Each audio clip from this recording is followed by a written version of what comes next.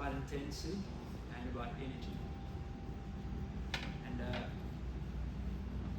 trying to make you understand that urgency is something that you absolutely need in tennis.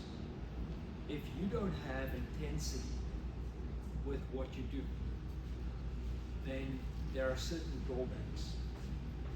And I look at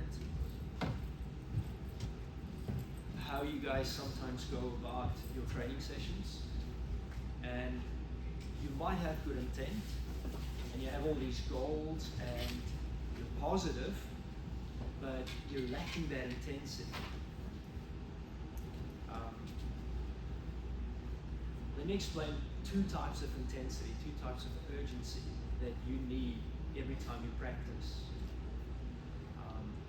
Let me use the example of the final, Alcaraz versus Sinner. And I look at them, and I look at the engagement and the intensity that they have from the first ball that they hit in the warm-up till the last point.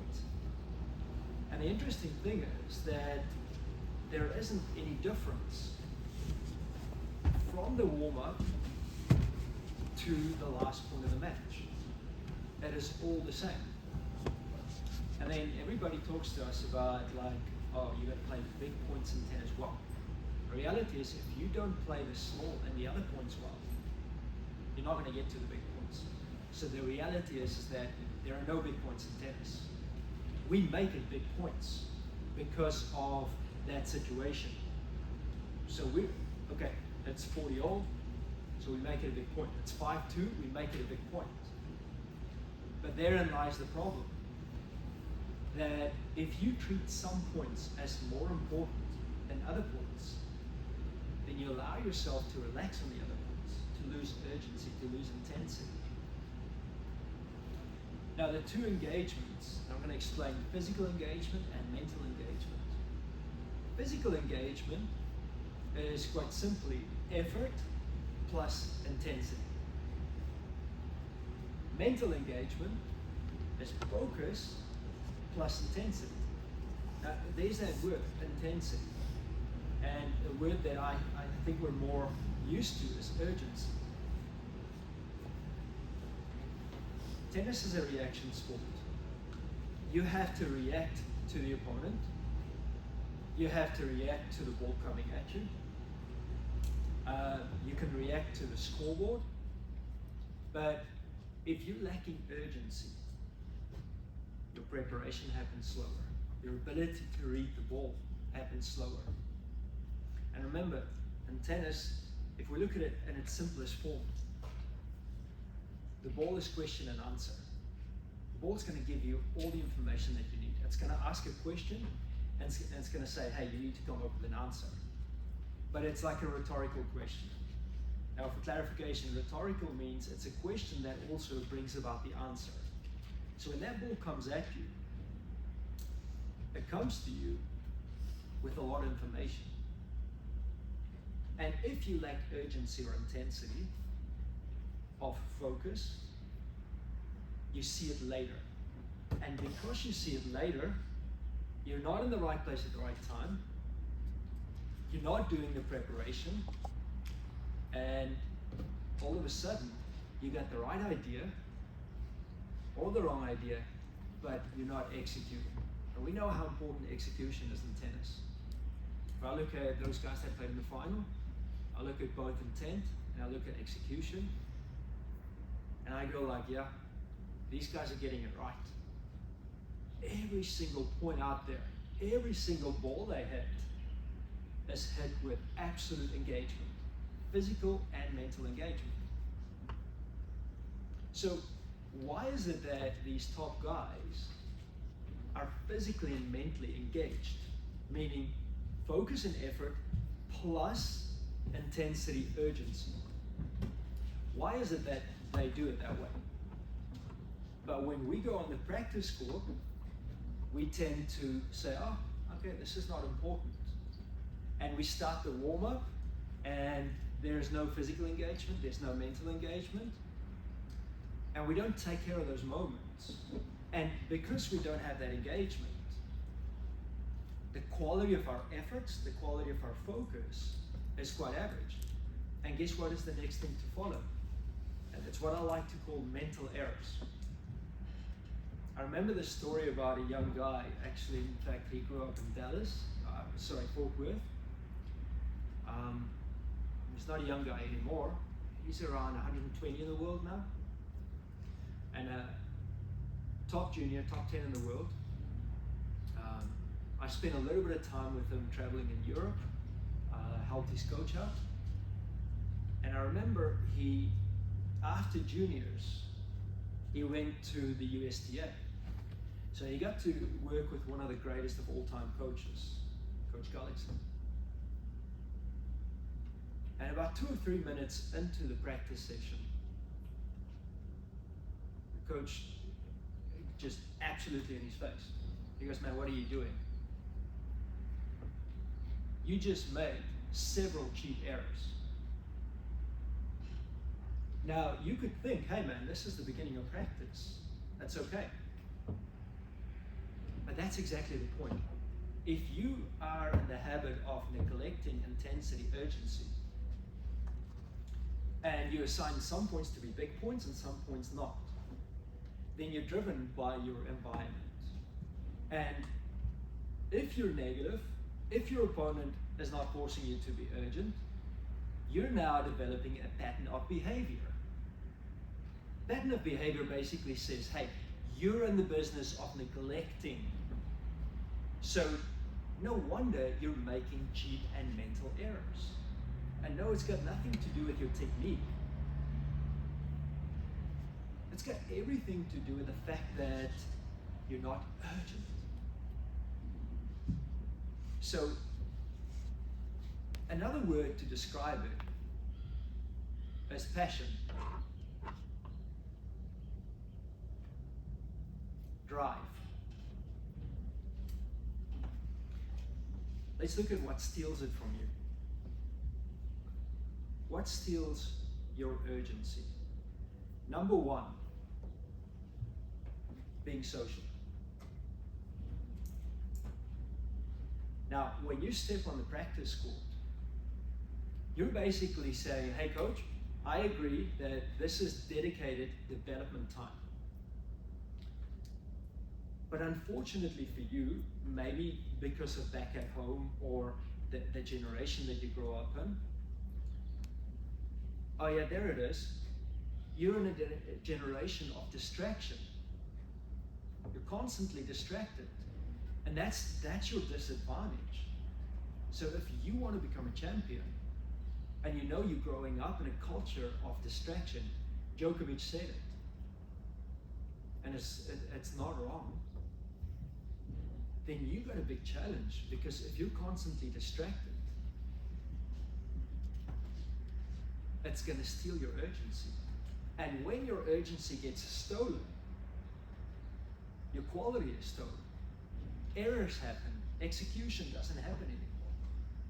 And in fact, intent. You stop playing with purpose, because now you're frustrated with the mistakes that you're making. But it's got nothing to do with your technique. It's got nothing to do with your opponent. But it's got everything to do with the fact that you've allowed yourself a comfort zone. You're practicing in a comfort zone. You're practicing in a zone of distraction. It's not dedicated. Because, hey, it is nice, and I get it. It's nice for us to be with our friends. But hey, being with your friend, is that going to make you a champion? Is that going to bring you to your goals? If the answer is yes, then fine, do it. So you have to understand the difference between a training program that says, hey, it's okay, let's be social, let's have fun, let's have comfort zones, let's feel good, and a training culture where there is urgency every moment, because every moment matters. When we add up those moments, the quality of our moments, that is who we become. Talent is rubbish. Talent doesn't win you titles. Urgency and consistency. So what I'm saying to you is, what steals it from you? Is it being social? Is it distractions? Is it comfort zones? Is it because you didn't make it a dedicated development time? Next one, lack of goals. You're not setting goals. Coach sends you out and say, hey, this is the drill that we're going to do. You got to set some goals within that. Let's look big picture. If you don't have goals of what you want to achieve, how good you want to be, why are you going to push yourself to train up here?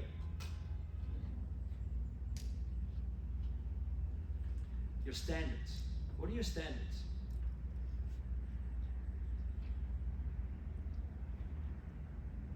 When people look at you, what do they think of your standards? Now again, we're talking about a dedicated development program, culture. And if you're sitting here and you go like, hey, hold on, that's not for me. Then I really encourage you to go and train elsewhere. Because that is what we do here. We're actually saying, hey, mom and dad are spending good money and we want you to be better because I refuse to steal your money. And again, I don't want to be your friend. Yes, off the court, it's all good. We can be friends. But on the court, it's business. Not knowing. Sometimes we don't know and we don't have urgency. I'll give you a quick little example.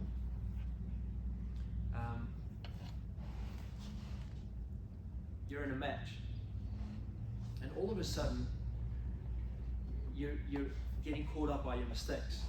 By the way, one of the biggest reasons why you don't have urgency, because you start focusing on how you feel, you focus on your mistakes, you don't let go of it, maybe you get negative, and guess what? Your urgency goes, your energy goes. It's stolen from you, but you allowed it. So I don't know if it's the correct term to say that it got stolen from you. Maybe you stole it from yourself, if you allow that, by the way. So now, you find yourself down 5-2. What happens at 5-2? The urgency goes up. Because I'm in a corner. I'm back against the wall. If I don't do something now, I don't have the luxury of time anymore. I don't do it now, the set is over. And now I'm down a set. But I had urgency in that last game, and all of a sudden, I'm competing better. Just because of urgency. By the way, something like willpower and strength of will never comes without urgency and intensity. And we know that willpower is one of the most important things when you're having a B or a C day and when things go wrong. But then at 5-2, all of a sudden your willpower, your urgency goes up.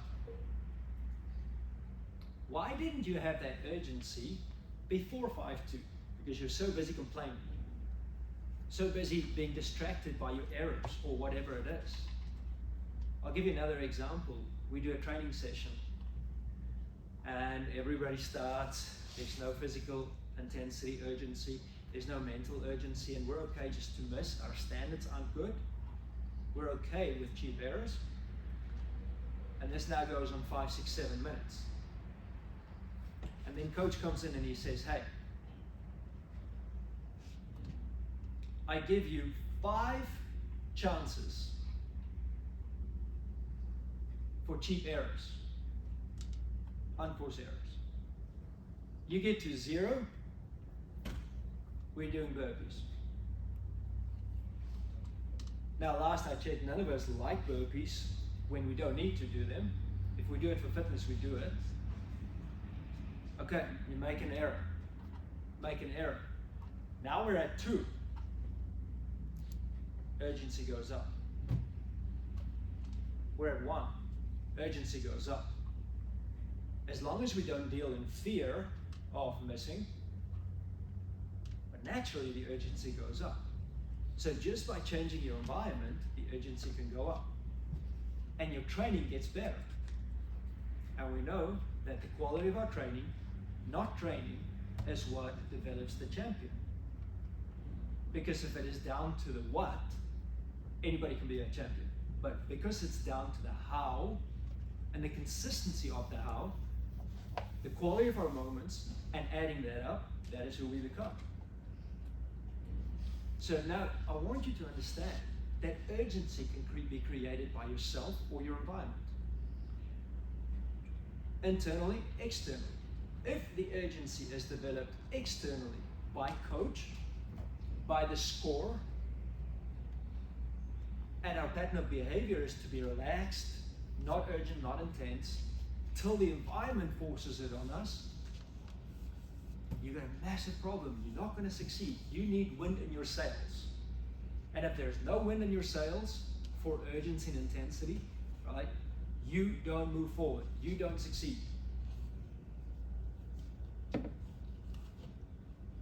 So how many of you guys are still waiting for the environment to make you intense, urgent? Great example yesterday.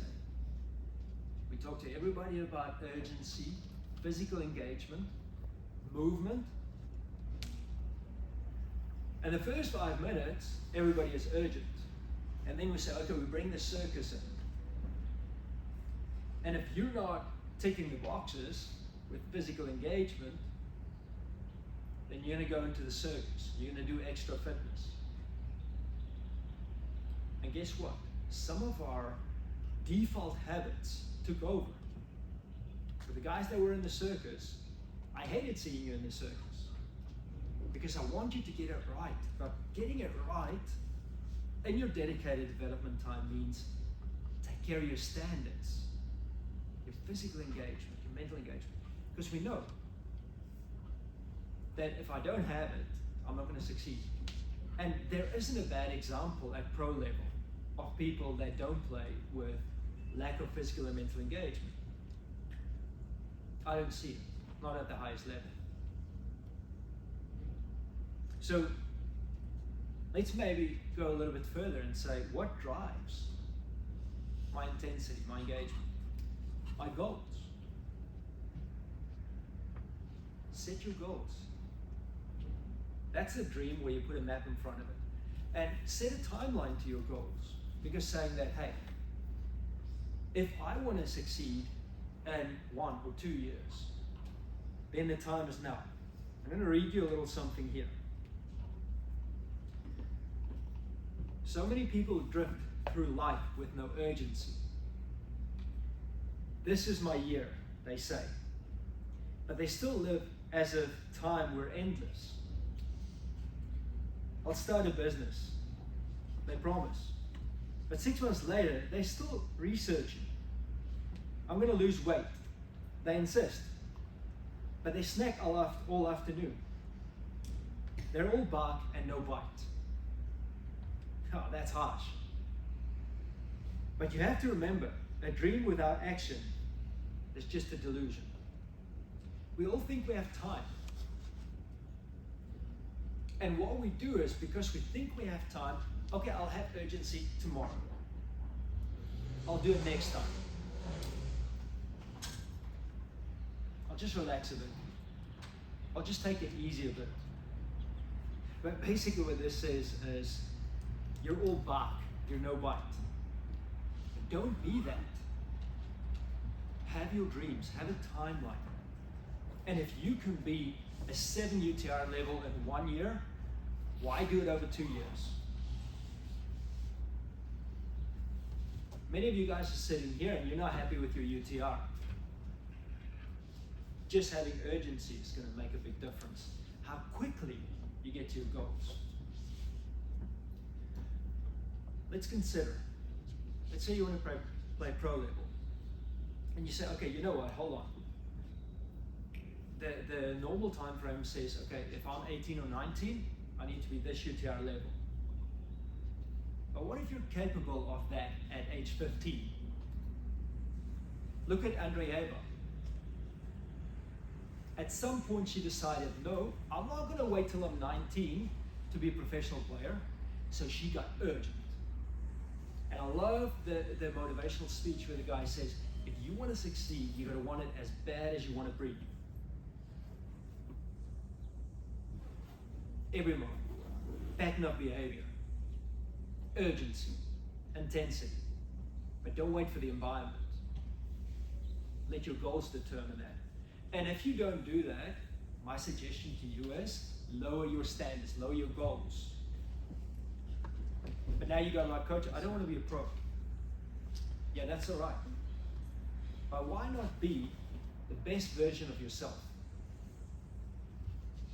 Because if you're going to spend energy out there, remember, if you train 5 hours, again, what you do does not develop the champion. So what I make you do, what the coaches make you do, that does not develop you as a champion. How you go about it with mental and physical engagement. Are those controllables? Yes. Absolutely controllable. You control that, and you must control that, not your environment. So I put you up against somebody that is a UTR or 2 UTR levels lower than you. And I ask you to, okay, play a practice set. What's your intensity? What's your engagement?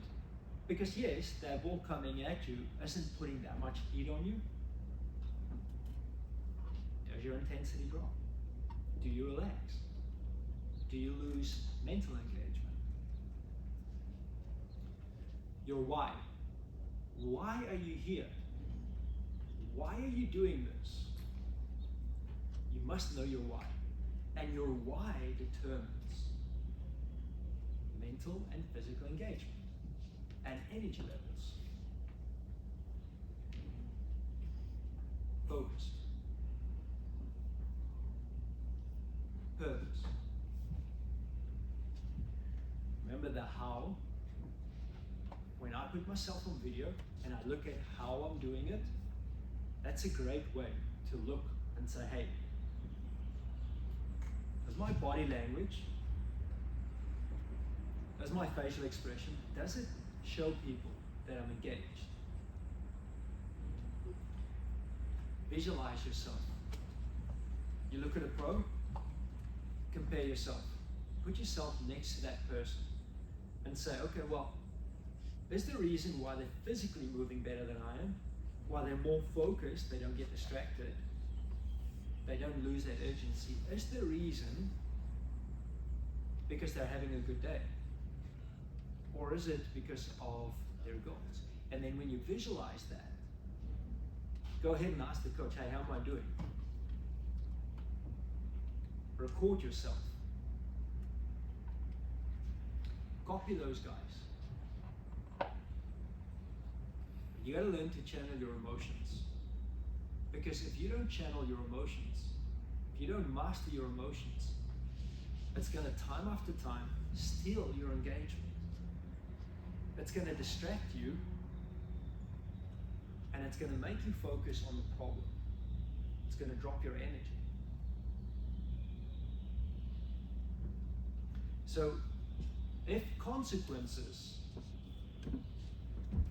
force you to become engaged, to focus, then look, when I said to the players, listen, if you don't get it right, there's consequences. All of them were able to raise their intensity, their urgency. But again, therein lies the problem, that it was externally driven.